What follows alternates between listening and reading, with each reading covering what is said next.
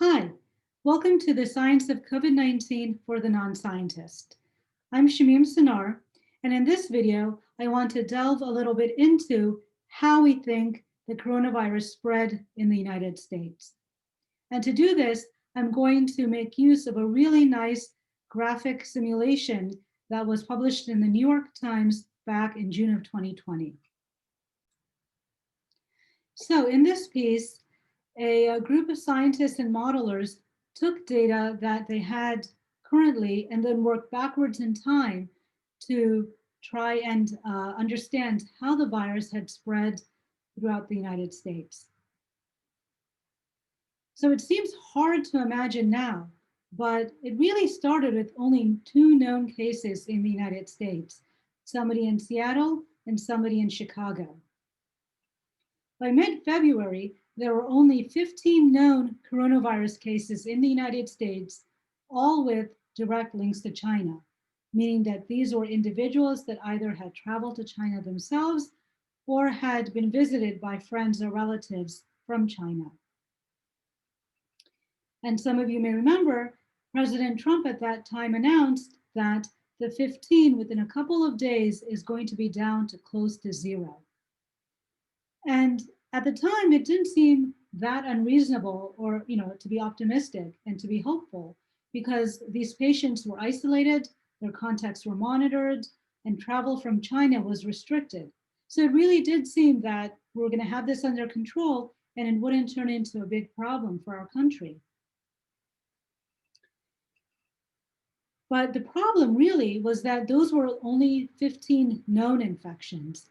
At that time, there were already about 2,000 hidden infections, ones that we didn't know about, that were already spreading through the major cities: Seattle, Bay Area, Miami, New York, Boston. And we want to understand, how did that happen when we only thought there were 15 known infections? Well, part of it was we were focusing on China because that's where the virus was discovered, and we're really focusing on restricting travel from China. But models show that a vast wave of infected travelers, about 1,000, according to one model, came from other countries in Asia, and other countries in Europe, the rest of the world, not just China. So by focusing on China, that was really a red herring, where the virus was actually entering the United States from travelers coming from all over the world, either visitors to the United States or perhaps Americans that had traveled abroad, contracted the virus from other individuals, and then were returning home. Now, some of those infections died out, but some caught fire and started these huge outbreaks that we predict were occurring around February 15th. Unfortunately, we had no idea that this was going on. This was the time that the CDC unfortunately released faulty test kits, and moreover, recommended that only symptomatic individuals that had contact with people from China should be tested. Whereas, as we've just seen, that accounted for maybe only a fraction of the individuals that were infected, but we weren't focusing on those other individuals. And so without this kind of monitoring, these outbreaks doubled in the next 2 weeks and then doubled 3 more times. So if you think about that, it's like 2,000 initial cases, then 4,000, 8,000, 16,000, 32,000. The virus numbers were going up very quickly, and in some sense, we were all blind. We really didn't know this was going on. Now, the outbreak started in some of the major cities, but then spread throughout the entire US. And part of this was because we were traveling across the United States. This was cell phone data from individuals. It's de-identified, so we don't know whose cell phones these are, but we can just see the movement of cell phones. And we can see that there were cell phones traveling from New York to LA, from LA to the Bay Area, from Bay Area to Seattle, Seattle to Miami, and so forth. And so these people, some of whom had these infections, were traveling all across the country. And therefore, a lot of different communities where the virus had not first been introduced were now seeing the virus. Again, most of this we didn't even know about yet because we weren't testing broadly and we were really not aware that this is something we had to worry about. Now, one of the first sort of important pieces of evidence came in late February in Seattle, where researchers tested different individuals and found that there was a boy there that had the coronavirus that did not have any contact with anybody from China. So this was really the first evidence of community spread. It was spreading within the United States, not just coming from the outside. However, policy-wise, there was nothing in place. And over the 2 weeks that followed, people made about 4.3 million trips from the Seattle area to other parts of the United States. So thousands of people, unfortunately, were contagious. In New York City, on March 1st, the first case of coronavirus was identified. This is the first known case. Models predict or estimate that there were already about 10,000 hidden infections, ones that we didn't know about, that had already spread throughout New York City at the time. And New Yorkers continue to travel out of the city. Estimates suggest that more than 5,000 contagious travelers left in the first 2 weeks of March. It's important to realize that these New Yorkers weren't disobeying any sort of law. In fact, they were being encouraged to do so. Mayor Bill de Blasio said, "I'm encouraging New Yorkers to go on with their lives and get out on the town." Okay, there was this nationwide feeling of like, this is not something we have to worry about. Just go on with your lives. Don't let it inconvenience you. So people from New York made lots of trips to the Hudson Valley, starting outbreaks there. This was around the time of Mardi Gras, so there were 25,000 trips made from New York to New Orleans, and some of the infections stemmed from those visits. And if you look at the genetic signatures of the virus, meaning small little differences in the virus as time goes on, scientists were able to see that a lot of the virus strains arose from those that originally infected individuals in Seattle, but a lot of them later on were from New York strains, or strains that had infected individuals from New York. And this is simply because there were a lot of people there and they were traveling all across the country. And sometimes it's scary. You can trace outbreaks to specific events. So a woman celebrated Mardi Gras in New Orleans and then returned to Memphis, becoming the first known case there and helping to seed outbreaks across the South.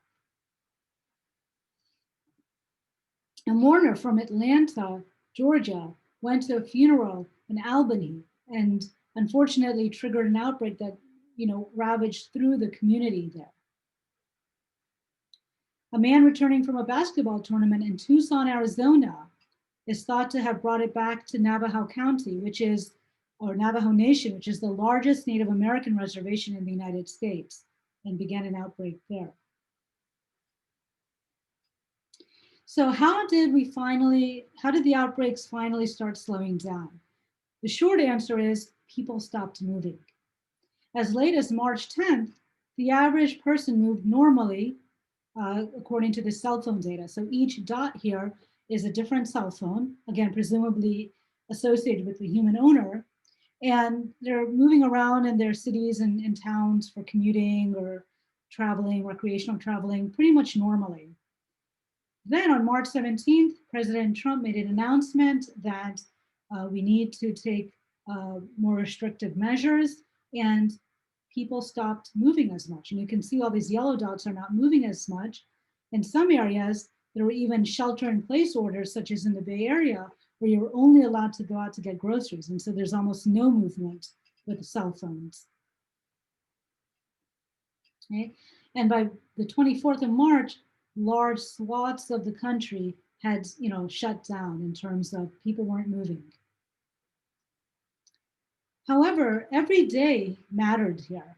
And so there are estimates that more than 22,000 deaths in New York City, in the New York City area, could have been avoided if the country had started social distancing just 1 week earlier. And across the nation, perhaps 36,000 deaths could have been avoided by early May had social distancing begun earlier.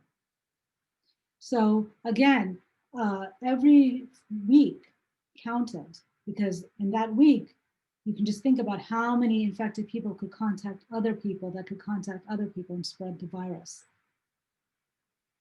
So because of those lockdowns, the virus transmission slowed. But as you know, in the beginning of the summer or midsummer, a lot of states started opening up again, opening their restaurants and bars and theaters and malls and gyms and so forth. And in a lot of those places, there were no mask guidelines in place, no social distancing guidelines in place. And if you look at the data from virus spread, it's not surprising that then the virus started spreading again, because again, people were able to be able to transmit the virus to each other again.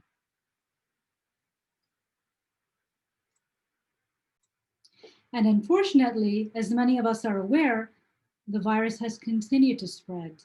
So the New York Times on September 25th reported that the US hit 7 million cases less than a month after reaching 6 million. So in less than a month, the number of cases shot up by 1 million. If you look at where we are today, this is on November 1st, the total number of cases in the United States is past 9 million, and the total number of deaths is almost 230,000. And unfortunately, it seems that cases are still on the rise. So this is from Time Magazine, and you can see that the number of cases are continuing to rise, and a lot of scientists and health professionals and epidemiologists fear that the number of cases are just going to increase throughout the winter months. And again, just to give you a snapshot of the entire world, the darker the color here, the greater the number of increase in cases over the last 2 weeks. And you can see that, unfortunately, the United States, is very high up there in the world. There are a lot of places in Europe that are increasing in the number of cases. And the US is not close behind. And other countries, of course, are here being able to keep it more stable. So I think what the data and the models show that our early actions have led to the situation we're in now. But what that also means is that starting to take important actions now can also change the course of the pandemic and can change what happens in a month or 2 months or 5 months from now. And in some of the later videos, I will go into a little bit more detail on exactly how that would be.